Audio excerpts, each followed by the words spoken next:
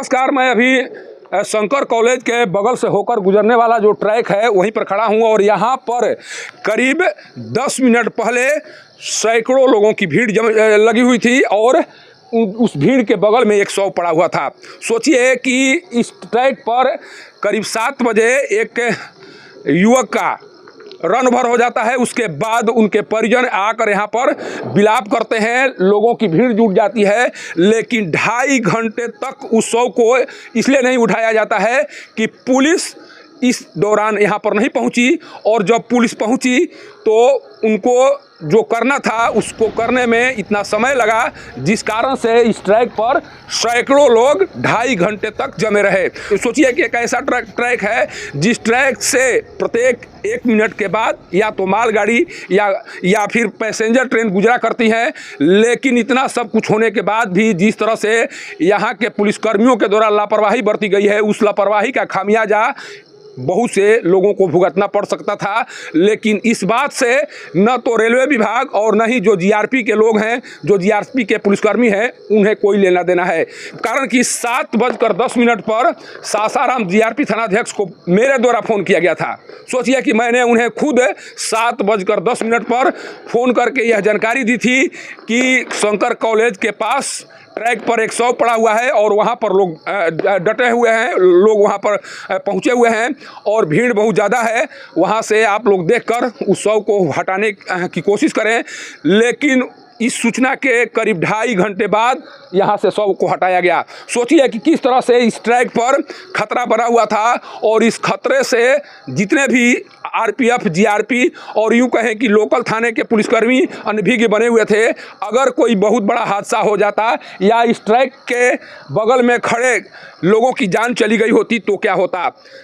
यही नहीं, मेरे द्वारा जो रेल एसपी है उनको भी फ़ोन किया गया, करीब 7:30 बजे उनको भी फ़ोन किया गया। रेल एसपी फ़ोन उठाना मुनासिब नहीं समझे। सोचिए कि सरकारी नंबर पर रेल एसपी को कॉल किया जाता है, रेल एसपी न तो फ़ोन उठाते हैं नहीं तो कॉल बैक करते हैं, केवल इसलिए कि सरकारी नंबर उन्हें व्यक्तिगत इस्तेमाल के लिए दिया गया है। अगर सार्वजनिक तौर पर इस्तेमाल के लिए उन्हें ये नंबर दिया गया होता तो उनके द्वारा किसी भी फ़ोन को ज़रूर रिसीव किया जाता। आखिर कौन किस हालात में फ़ोन कर रहा है, कौन सी इमरजेंसी होगी जिसके लिए उनके पास फ़ोन किया जा रहा है, उनको इतना भी समझ नहीं है और उन्होंने फ़ोन उठाना मुनासिब नहीं समझा और नहीं उनके द्वारा कॉल बैक किया गया। अगर उनके द्वारा फ़ोन उठा लिया गया होता तो शायद डेड बॉडी यहाँ 2.5 घंटे तक नहीं पड़ा रहता और 2.5 घंटे तक लोग इस ट्रैक पर नज़र नहीं आते। सोचिए कि बगल का ही एक व्यक्ति इस रास्ते से होकर गुजर रहा था, जिस दौरान वो रन ओवर का शिकार हो गया, जिसके बाद लगातार उनके परिजन यहाँ पर आकर विलाप कर रहे थे। लोगों की भीड़ लगी हुई थी और आने जाने में सोचिए कि किस तरह से इस ट्रैक से आने जाने के क्रम में लगातार हादसे होने की संभावना बनी हुई थी। इसके बाद में भी इस तरह की लापरवाही यहाँ पर दिखाई पड़ी। आखिर ये लापरवाही किसके कारण बनी? क्या यहाँ के जीआरपी और जो लोकल थाने के बीच है वो क्षेत्र का विभाजन नहीं हुआ है? कारण कि कहा जाता है कि क्षेत्र बंटवारे नहीं होने के कारण अक्सर लोकल थाना और जो जीआरपी के पुलिसकर्मी हैं उनके बीच शव के उठाने को लेकर विवाद नजर आता है और इसी कारण से यहाँ पर कई घंटों तक शव पड़े रहते हैं। और सबसे बड़ी बात है कि जो ट्रैक गुजरा है उस ट्रैक के बैरिकेटिंग को लेकर अभी तक कोई ठोस कदम नहीं उठाए गए हैं। अक्सर यहाँ पर दुर्घटनाएं होती रहती हैं, अक्सर यहाँ पर जाया करती हैं, लेकिन डीआरएम आते हैं, उन्हें बताया जाता है, उन्हें समझाया जाता है कि ये एक तरह से सेफ जोन नहीं है। यहाँ सामने में मंदिर दिखाई पड़ रहा है और मंदिर में जाने आने के लिए सामने में गेट बना हुआ है और यहाँ से लोग जाते हैं, ट्रैक को पार करते हैं और इसी क्रम में ये घटनाएं अक्सर हुआ करती हैं। यहाँ पर कुछ दिन पहले भी माँ बेटी इसी समय में कटकर मर गई थी। इसके बाद में भी न तो डीआरएम न ही जो रेलवे विभाग के वरीय अधिकारी हैं उनके द्वारा संज्ञान लिया गया और लगातार यहाँ पर मौतें हो रही हैं। सोचिए जिस तरह से इसे खुले तौर पर छोड़ दिया गया है और जिस तरह से इस पूरे एरिया का बैरिकेटिंग नहीं किया गया है, जिसका परिणाम है कि आज फिर एक व्यक्ति की मौत हो गई। और इस रास्ते का उपयोग जिस तरह से लोग कर रहे हैं उस दौरान अभी कई मौतें होंगी। इसके लिए स्वयं जो यहाँ के रेल प्रशासन के लोग हैं, जो जीआरपी के लोग हैं, सोचिए कि ये मात्र 1 किलोमीटर के के दायरे में थाना आता है। यहाँ से मात्र 1 किलोमीटर के दायरे में थाना है। 1 किलोमीटर के दायरे में थाने के होने के बाद भी यहाँ पर पुलिस को पहुँचने में 2.5 घंटे का वक्त लगता है और 2.5 घंटे तक शव यहीं पर पड़ा रहता है।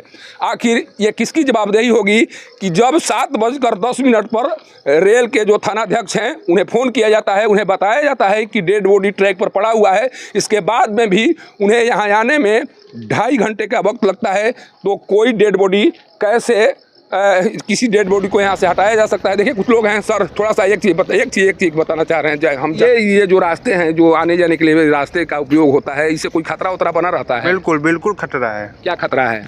कहें कितने लोग जाएंगे, ट्रेन नहीं देखेंगे, उसमें खतरा नहीं है, बिना देखे पार होंगे। इधर से लोग आते जाते रहते हैं। जी बिल्कुल बिल्कुल बिल्कुल। बैरिकेडिंग नहीं है? नहीं। यहाँ पर घटनाएं होती हैं, सुने हैं कभी यहाँ पर किसी की मौत होती है आने जाने के क्रम में, ऐसा कुछ कभी? बिल्कुल बिल्कुल होता रहता है। अक्सर इस तरह घटनाएं होती हैं? हाँ होती है। बिल्कुल। आप लोग कहाँ जा रहे हैं? हम लोग जा रहे हैं गुलछनी पे। इसी रास्ते से होकर जाएंगे? हाँ। इसी रास्ते। क्यों? हम लोग को अभी आ रहे हैं शादी में, शॉर्टकट सोचे के निकल जाएं। तो आपके साथ भी इस तरह घटना हो सकती है? हो सकती है, लेकिन देख टाक कर हम लोग पार हो जाएंगे। लेकिन यहाँ पर क्या, यहाँ पर फुट ओवर ब्रिज होना चाहिए, क्या होना चाहिए? कुछ इस तरह की व्यवस्था होनी चाहिए। एकदम बिल्कुल व्यवस्था होनी चाहिए। देखिए डीआरएम अभी मात्र कुछ दिन पहले आए हुए थे, जीएम आए हुए थे, सारे लोग आए हुए थे। तमाम लोगों से इस बारे में बताया गया, कहा गया कि ये एक तरह से डेंजर जोन है लोगों के लिए, लेकिन उन लोगों के द्वारा ध्यान नहीं दिया गया, जिस कारण से एक व्यक्ति की फिर से यहाँ मौत हो गई है।